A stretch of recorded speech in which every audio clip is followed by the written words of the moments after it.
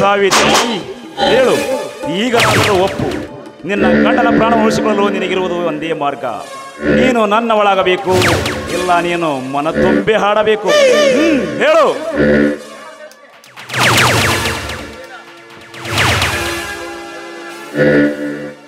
ಸಾವು ಹತ್ತಿರ ಬರುತ್ತದೆ ಎಂದು ವ್ಯಸನ ಪಡುವುದನ್ನು ಬಿಟ್ಟು ಹೆಂಡತಿಯ ಮಾನ ರಕ್ಷಣೆಗೆ ಹಾತುರುವೆಯ. ಮುಗಿಯಿತು ನಿನ್ನ ಕತೆ.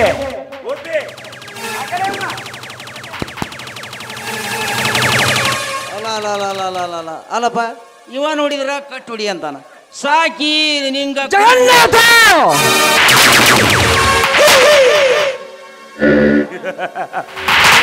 Sir, welcome.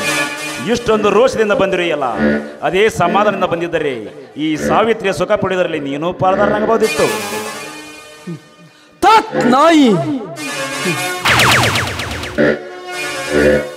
ತಂದೆಯನ್ನು ಕೊಂದು ಹೆತ್ತ ತಾಯಿಯ ಮಗ್ಗುಲಲ್ಲಿ ಮಲಗುವ ನಿನ್ನಂತ ಸಾಮಂದರಿಗೆ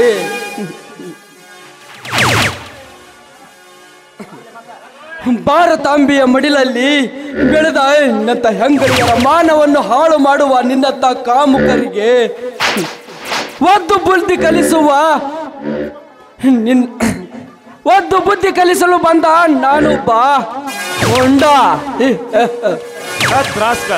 ನನ್ನ ಹೆಸರು ಹೇಳಲು ನಿನಗೆ ಯೋಗ್ಯತೆ ಬೇಕು.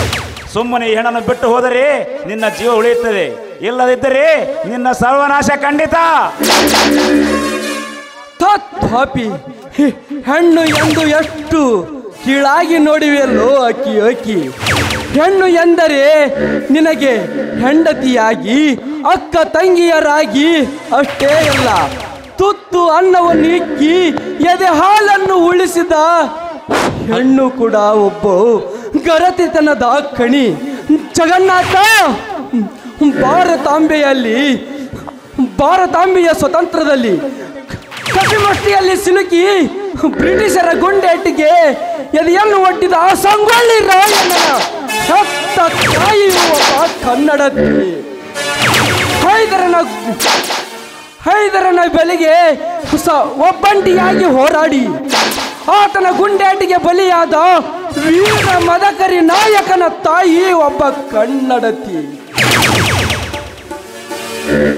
ತೆಂಗಿನ ಮರಿ ನಾಯಕನ ಕುತಂತ್ರಕ್ಕೆ ಬಲಿಯಾಗಿ ಬ್ರಿಟಿಷರಿಗೆ ಗುಂಡೇಟಿಗೆ ಬಲಿಯಾದ ವೀರ ಸಿದ್ದೂರಿನ ಹುಲಿ ಸಿದ್ದೂರ ಲಕ್ಷ್ಮಣನ ತಾಯಿಯೂ ಒಬ್ಬ ಕನ್ನಡತಿ. ಇಂಥ ಪುಣ್ಯ ನೆಲದಲ್ಲಿ ಇಂಥ ಪುಣ್ಯಾತ್ಮರಿಗೆ ಜನ್ಮ ಕೊಟ್ಟ ತಾಯಿಯು ನಿನಗೆ ಜನ್ಮ ಕೊಟ್ಟದೇ ಇದ್ದಿದ್ದರೆ ಬಂಡೆಯಾಗಿ ಉಳಿದಿದ್ದರೆ ಸಾವಿರಿಗೆ ಮೇಲಿತ್ತು. ಬಸವರಾಜ ಏನಂದರೆ ಸುಳ್ಳಿಯ ಮಗನೇ ಜಗನ್ನಾಥ,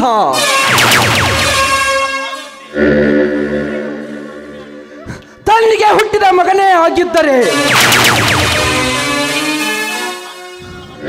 10 ತಿಂಗಳ ಹೊಟ್ಟೆಯಲ್ಲಿ ಹುಟ್ಟಿ ಭಾರತಾಂಬೆಯ ಮಡಿಲಲ್ಲಿ ಹೆಂಗಳಿಯರ ಮಾನವನ್ನು ಹರಣ ಮಾಡಲು ನೀನು ಹೋಗುತ್ತಿರಲಿಲ್ಲ. ಲೇ ಜಗನ್ನಾಥ, ಕಂಡ ಹೆಂಗಳಿಯರ ಶೀಲವನ್ನು ಅಪಹರಿಸುವ ನೀನು ದಾರಿಯಲ್ಲಿ ನಿಂತಿರುವ ನಾಯಿಯ ಜಾತಿಗೆ ಸಾಗರದ ರಾತಿಗೆ ಹುಟ್ಟಿರುವ ಸೂಳೆಯ ಮಕ್ಕಳು. ಬಸವರಾಜ, ನನ್ನ ಹೆಸರು ನಿನಗೆ ಯೋಗ್ಯತೆ ಬೇಕು. ನಿನ್ನ ಹೆಸರಿನಲ್ಲೇ ಭಿಕಾರಿ. ಲೇ ಜಗನ್ನಾಥ, ಶ್ರೀಕೃಷ್ಣ ಪರಮಾತ್ಮನು ಹಿಂದೆ 10 ಅವತಾರಗಳನ್ನು ಎತ್ತಿ ದುಷ್ಟರ ಸಂಹಾರವನ್ನು ಮಾಡಲು ಬಂದಿದ್ದ. ಇಂದು ನಿನ್ನನ್ನು ಸಂಹಾರ ಮಾಡಲು 11ನೇ ಅವತಾರವನ್ನು ಎತ್ತಿ ನಾನೇ ಬಂದಿದ್ದೇನೆ. ಹೇ ಜಗನ್ನಾಥ, ಒಬ್ಬಂಟಿಯಾಗಿ ನಿಂತಿರುವ ನಿನ್ನ ಮೇಲೆ ರಣಬೇರಿಯನ್ನು ಬಾರಿಸಲು ಬಂದಿರುವ ಕಲಿಬಾರ್ತಿದ ಅಭಿಮನ್ಯುನ.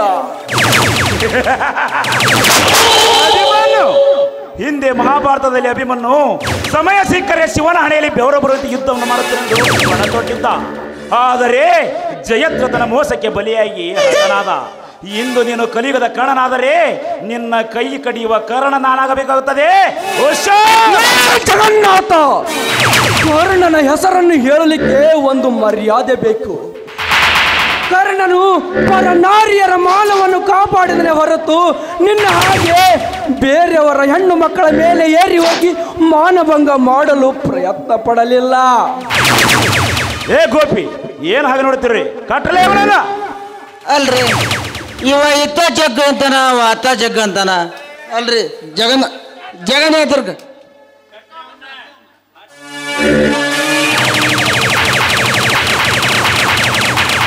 ಇವ ಅತ್ತ ಜಗ್ಗ ಅಂತಾನ, ಇತ್ತ ಜಗ್ಗ ಅಂತಾನ. ಇವ ಜಗನ್ನಾಥನ ಅಂತೇಳಿ ಬಂದು ಕೆಲ್ಸಕ್ಕೆ ಸಾಕಿ ಕುಟಾಕ ನಿಂದನ್ ಕುಟಾಕ ಜಗ್ ಅಷ್ಟು ಹೊಡಿಸ್ಕೊಂಡ್ ಅವನಂತೇಳಿ ಬಂದು ಇವನಂತೇಳಿ ಕೆಲ್ಸಕ್ಕೆ ಬಂದ್ರೆ ಈವೇನು ಒಂದರ ಚಲೋ ಕೆಲಸ ಮಾಡಾನೆ ಅನ್ರಿ, ಬರೇ ಪಾಪದ ಕೆಲಸನ ಮಾಡೋದ. ಇರ್ಲಿ ಬಿಡ್ರಿ, ಆಗ್ಲಿ ಹೆಂಗ್ರಿ ಕಲಿ ಜಗನ್ನಾಥನ ಕೈ ಕೆಲಸ ಕಲಿತ ರೊಕ್ಕ ತಗೊಂಡೆ ಹೋದ್ರಕತಿ. ಸಾವಿತ್ರಿ, ನೋಡಿದೆಯಾ ನಿನ್ನ ಮಾನಚನಿಗೆ ಇಲ್ಲಿ ಯಾರು ಬರಲಾರು. ಇನ್ನು ನಿನಗೆ ನಂಬಿಕೆದೆ ನನ್ನ ಮೈದನ ಬಸವರಾಜ ಬರುತ್ತಾನೆ ಎಂದು. ನೀವಿಬ್ಬರು ಗಂಡ ಹೆಂಡರು ಒಂದಾದ ವಿಷಯ ಕೇಳಿ ನನ್ನಿಂದ ಹಣ ತೆಗೆದುಕೊಂಡವನು ಬಲು ದೂರ ಹೋದ. ಇಲ್ಲ, ನನ್ನ ಮೈದನ ಅಂಥವರಿಲ್ಲ, ಖಂಡಿತವಾಗ್ಲೂ ಬಂದೇ ಬರ್ತಾನೆ. ಅದು ನಿನ್ನ ಕಲ್ಪನೆಯ ಕತೆ. ಜಗನ್ನಾಥ, ನನ್ನ ಕೈಗಳನ್ನು ಬಿಚ್ಚದೆ ಕಟ್ಟಿ ಹಾಕಿ ಹೇಳಿ ಅಂತ ನಿಂತಿರುವೆಯಲ್ಲ. ಲೇ ಜಗನ್ನಾಥ, ನನ್ನ ಕೈಗಳನ್ನು ಬಿಚ್ಚು ತೋರಿಸು, ಆಗ ನಾನು ತೋರಿಸುತ್ತೇನೆ ನಾನು ಯಾರು ಎಂದು. ಸಾವಿತ್ರಿ, ಈಗ ನಿನಗೆ ಉಳಿದಿರೋದು ಒಂದೇ ದಾರಿ. ನೀನು ನನ್ನ ಒಳಗಬೇಕು, ಇಲ್ಲ ಮನ ತುಂಬಿ ಹಾಡಬೇಕು. ಇಲ್ಲದಿದ್ದರೆ ನಿನ್ನ ಗಂಡ ಮತ್ತು ಮೈದನ ಪ್ರಾಣ ಹಾರಿ ಹೋಯ್ತು ಅಂತ ತಿಳಿ. ಹೇಳು. ಹೌದು, ನನ್ನ ಗಂಡ ಹಾಗೂ ಈ ಅನಾಮಿಕನ ಪ್ರಾಣ ಉಳಿಯಬೇಕಾದ್ರೆ ನಾನೀಗ ಹಾಡನ್ನ ಹಾಡಲೇಬೇಕು.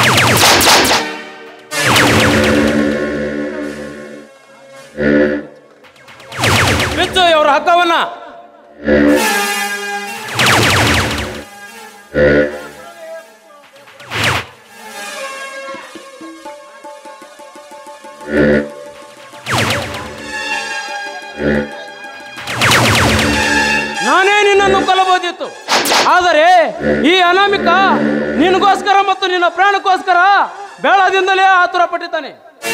ನಿನ್ನ ಪಿಸ್ತೂಲ್. ಲೇ ಜಗನ್ನಾಥ, ಇದು ನನ್ನ ತಂದೆ ಕೊಂದ ಸೇಡಿಗಾಗಿ.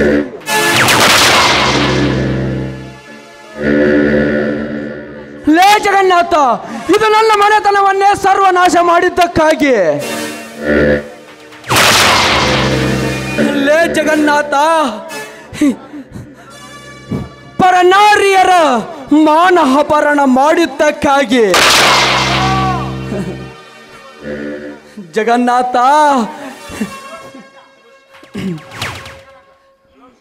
ಚಂಡ, ಈ ಚಿಕ್ಕ ಹುಡುಗನ ಮುಂದೆ ಮಾಡಿಕೊಂಡು ನಾನು ಹೊಡೆದೆಯಲ್ಲೋ, ನೀನು ಗಂಡಸನ್ನುವ ಧೈರ್ಯ ನಿನಗೆದ್ದಿದ್ದರೆ ಎದುರಿಗೆ ಬಂದಿದ್ರೆ ತೋರಿಸುತ್ತಿದ್ದೆ ನನ್ನ ಪೌರುಷ. ಅಮ್ಮ,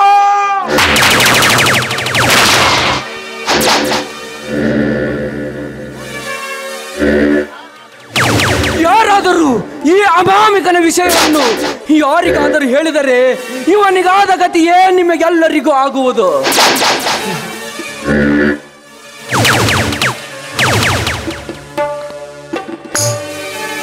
ಸಾವಿತ್ರಿ, ಹೇಗೆ ಸ್ವಾಮಿ?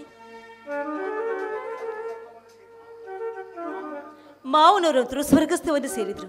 ಇನ್ನು ಬಸವರಾಜ ಸಹ ಆ ಜಗನ್ನಾಥರ ಹಣವನ್ನು ಸೂರೆ ಮಾಡಬೇಕು ಅಂತ ಎಲ್ಲಿ ಹೋಗಿದ್ದು ಅನ್ನೋ ಒಂದು ಗೊತ್ತಾಗ್ತಾನೆ ಇಲ್ವಲ್ಲ. ಎಲ್ಲವೂ ಧರ್ಮದ ವಿಚ್ಛೇಂತೆ ಆಯ್ತು.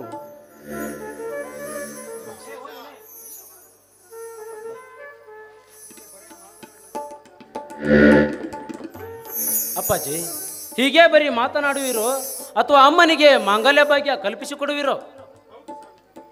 ಹೌದು ಸಾವಿತ್ರಿ, ಬೇಗ ಒಳಗೆ ಹೋಗಿ ಮಾಂಗಲ್ಯ ತೆಗೆದುಕೊಂಡು ಬಾ.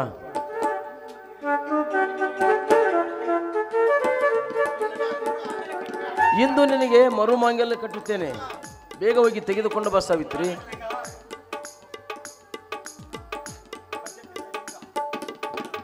ಅಪ್ಪರ, ಆ ಪಾಪಿ ಜಗನ್ನಾಥನ ಕೊಂದವರು ಸಿಗದಿದ್ದಕ್ಕೆ ಆ ಕೇಸು ರದ್ದವಾಯ್ತಂತ್ರಿ. ಅಪ್ಪರ, ರದ್ದಾತಂತ. ನಿಜ, ಆ ಪಾಪಿಗಳಿಂದಾನೇ ನಮಗಿಂತ ಕಷ್ಟಗಳೆಲ್ಲ ಬಂದೊದಗಿದ್ದು. ನಿಲ್ಲಿ. ಯಾಕೆ ಉಮೇಶ? ನನ್ನ ಚಿಕ್ಕಪ್ಪ ಬಂದ ನಂತರ ನಿಮ್ಮ ಮದುವೆ.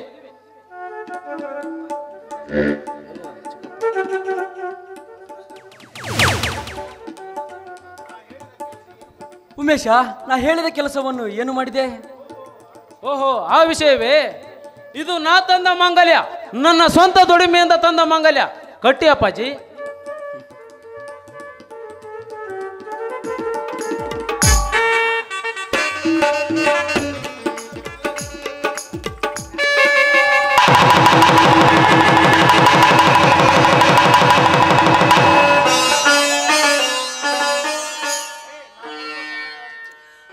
ನಾ ಬರುವ ಸಮಯವಾಯಿತು. ಸಂಶಯ ಬಂದ ನಂತರ ನಾನಿಲ್ಲಿರುವುದು ಒಳಿತಲ್ಲ. ಬರುತ್ತೇನೆ. ಬೇಡ ಬಸ್, ನಮ್ಮೆಲ್ಲರನ್ನು ಬಿಟ್ಟು ಹೋಗಬೇಡ.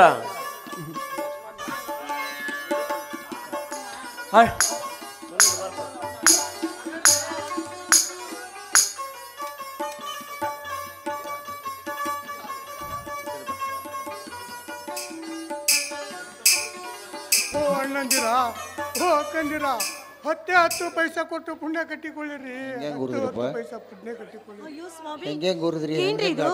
ಇವರು ನಮ್ಮ ಸುನಿಲ ಅಲ್ವೇ? ಹೇಗಾಗಿದ್ದಾನೆ ನೋಡ್ರಿ.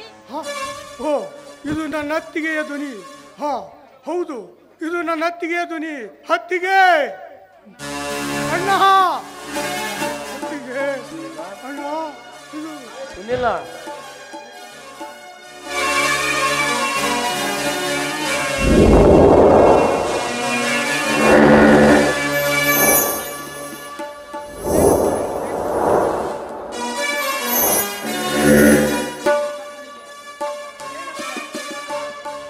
ಇದೇನು ಸುನಿಲ ನಿನ್ನ ಅವಸ್ಥೆ?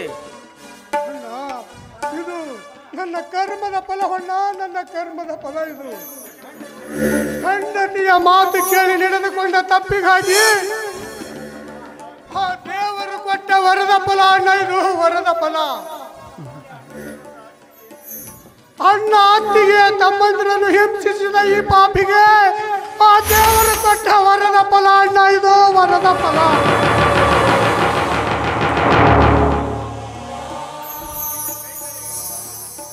ನಿನ್ನ ಉಕ್ಕಿದ ಕೈಗಳೇ ಇಲ್ವಲ್ಲ. ಯಾರು? ಬಸವರಾಜ. ಬಸವರಾಜ, ಇದೇನು ಮಾತನಾಡುತ್ತಿದೆಯೋ ಬಸವರಾಜ? ಒಮ್ಮೆ ನಿನ್ನ ಪ್ರೀತಿಯ ಮುದ್ದಾದ ಏನು ಅರಿಯದ ನಿನ್ನ ಹೆಂಡತಿ ಆ ಜಗನ್ನಾಥನಿಂದ ಕೊಲೆಗೀಡಾದಳು. ನಮ್ಮ ಮನೆಯನ್ನು ಸರ್ವನಾಶವನ್ನೇ ಮಾಡಿದ ಆ ಜಗನ್ನಾಥ ಆ ಅನಾಮಿಕನಿಂದಲೇ ಕೊಲೆಗೀಡಾದ. ಬಸವರಾಜ, ಇದೇನು ಮಾತು ಹೇಳಿದೆಯೋ ಬಸವರಾಜ? ಒಳ್ಳೆ ಸಿಹಿ ಸುದ್ದಿಯನ್ನೇ ಹೇಳಿದೆಯಲ್ಲೋ ಬಸವರಾಜ, ಒಳ್ಳೆ ಸಿಹಿ ಸುದ್ದಿಯನ್ನೇ ಹೇಳಿದೆಲ್ಲೋ. ಕಳೆದ ನನ್ನ 2 ಕಣ್ಣುಗಳು ಪುನಃ ದೊರಕಿದಷ್ಟು ಸಂತೋಷದ ಪ್ರವಾಹ ನನ್ನ ಎದೆಯಲ್ಲೇ ಉಕ್ಕುದಷ್ಟು ಸಂತೋಷವಾಯ್ತಲ್ಲೋ ಬಸವರಾಜ. ಸುನಿಲ, ಹೆಂಡತಿಯ ಮೇಲಿನ ಪ್ರೀತಿ ಇಷ್ಟು ಬೇಗ ಮರೆಯಾಗುವುದೇ?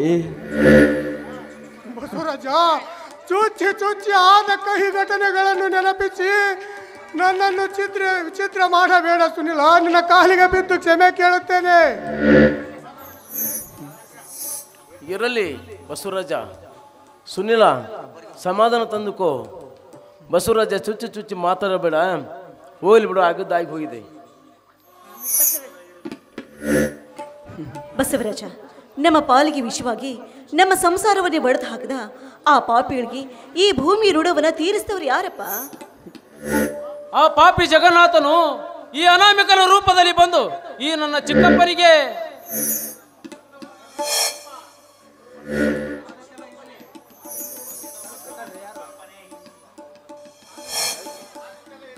ಆಗಿದ್ದೆಲ್ಲ ಆಗೋಯ್ತು. ಇಲ್ಲ, ದೇವರಲ್ಲಿದೆ. ಸತ್ತ ಮಾವನವರು ಸ್ವರ್ಗಸ್ಥವನ್ನು ಸೇರಿದ್ರು. ಅವರ ಆತ್ಮಕ್ಕೆ ಶಾಂತಿ ನೀಡುವಂತೆ ಎಲ್ಲರೂ ನಾವೆಲ್ಲರೂ ಸೇರಿ ಆ ಭಗವಂತನನ್ನು ನಮಿಸೋಣ. ಜಯ ಜಯ ಗುರುವರ